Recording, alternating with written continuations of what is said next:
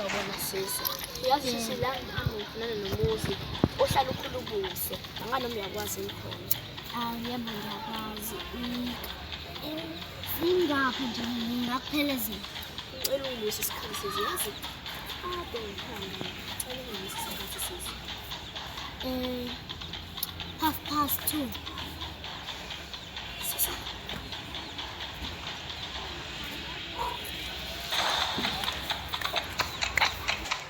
Yini ukuthi ngale lwashi? Sisi. Singazokuthi ngibone lwashi athole kanzima kabi. Ngithole lwashi. Angikwazi nami ngicosha kanzima kabi la lwashi. Leli ngifakela. Ngiyabona sisi.